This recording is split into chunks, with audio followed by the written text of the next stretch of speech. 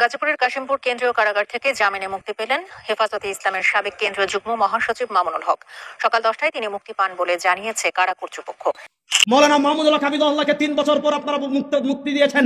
আমরা মৌলানা মাহমুদুল্লাহ হাফিজুল্লাহর মুক্তিতে শুকরিয়া প্রকাশ করছি, কিন্তু ভালো করে মনে রাখবেন, মৌলানা মাহমুদুল্লাহ হাফিজুল্লাহকে মুক্তি দেওয়ার অর্থ এই নয় যে আপনারা মধুখালীর আমার ভাইদের শাহাদাতের ঘটনা আমাদেরকে ভুলিয়ে দিবেন।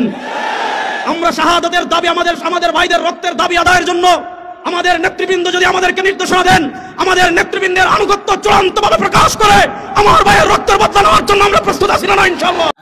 তুমি কচু করবে কচু, তুমি তো মিয়া বড় ধোকাবাজ, ধান্দাবাজ, পল্টিবাজ। এখন তুমি বড় বড় হুঙ্কার দিচ্ছ। যখন আল্লামা মামুনুল হককে গ্রেপ্তার করা হয়েছিল তখন তোমার ভূমিকাটা কি ছিল, তুমি ফেসবুকে কি লিখেছিলে সেটা কিন্তু জাতি জানে। দর্শক, আপনারা জানেন এই রেজাউল করিম আবরার সাহেব এখন হুঙ্কার দিচ্ছে। যখন আল্লামা মামুনুল হককে গ্রেপ্তার করেছিল তখন তার ভূমিকাটা কি ছিল এবং তিনি ফেসবুকে কি লিখেছিলেন সেটা কি আপনারা জানেন? আসুন আমরা ওনার ফেসবুকের স্ট্যাটাসটি একটু দেখে আসি।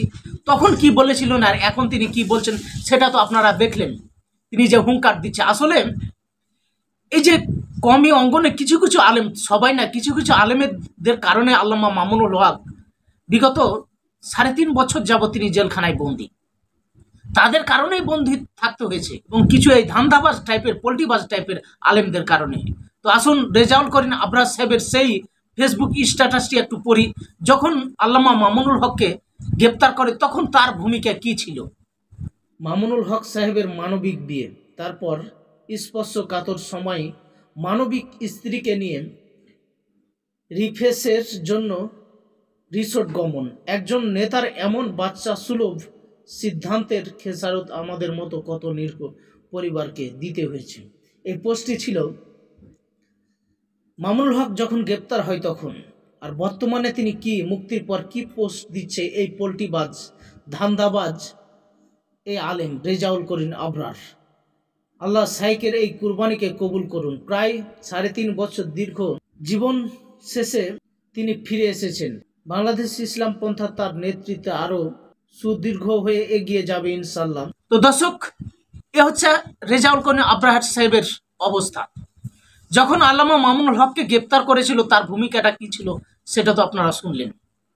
আর এখন তিনি কি বলছেন, আসলে এরা হচ্ছে কোন ধান্দাবাজ আর কোন পল্টিবাজ সেটা বিশ্লেষণ করা মহা মুশকিল।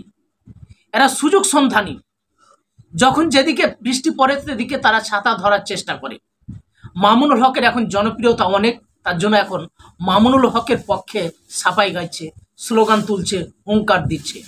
আর যখন আল্লামা মামুনুল হকের দুর্দশা, দুঃখের দিন ছিল, যখন তাকে গ্রেপ্তার করা হয়েছিল নারী কেলেঙ্কারি দিয়ে, তখন এই রেজাউল করিম আবরার সাহেবের ভূমিকা ছিল প্রধানমন্ত্রী শেখ হাসিনার মতনই। প্রধানমন্ত্রী শেখ হাসিনা সংসদ ভবনে বক্তব্য দিয়েছিলেন, সেই বক্তব্যটি আপনারা অনেকে শুনেছেন। একই সুরেই বক্তব্য দিয়েছেন, ফেসবুকে স্ট্যাটাস লিখেছেন এই রেজাউল করিম আবরার সাহেব তখন লিখেছিলেন।